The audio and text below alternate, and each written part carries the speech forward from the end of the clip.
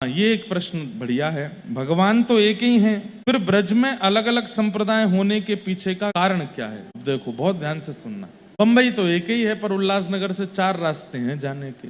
और रास्ता चलो एक ही हो, लेकिन साधन 4 हैं। बस भी है, ऑटो भी है, गाड़ी भी है, बाइक भी है, ट्रेन भी है, लोकल ट्रेन भी है। जिसकी जैसी क्षमता, पहुंचना सबको कहाँ है? बंबई पहुंचना है।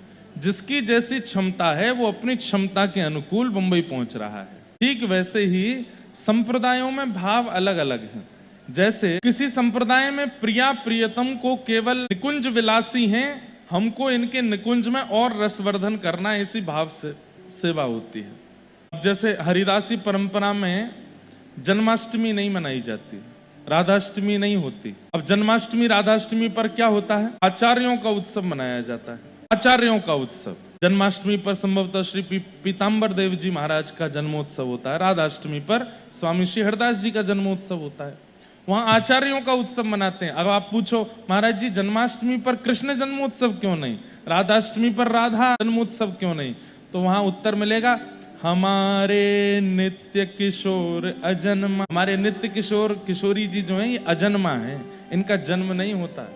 हम रामानुजी हैं, वो हरिवंशी, हरिदासी, पुष्टि मार्गी, एक साथ एक मंच पर एक सी कथा कर लेते हैं, पूरी कथा को संभाल लेते हैं। क्यों? उद्देश्य ठाकुर जी की प्राप्ति है। कोई ठाकुर जी को लाला मान करके पाना चाहता है, कोई ठाकुर जी को प्रियतम मान के पाना चाहता है, कोई ठाकुर जी को भगवान मान के पाना चाहता है, कोई ठाकुर जी को सखा मान के पाना चाहता है।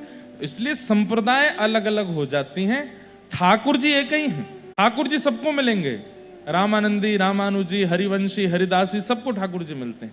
बस हमको ये चाहिए कि हमारा बगल वाला अगर हरिवंशी है, हम रामानुजी हैं, तो हम दोनों में मतभेद नहीं होना चाहिए। उसकी परंपरा के जो भाव है वो उसको करने दो, मेरी परंपरा के जो भाव है वो मैं करूं।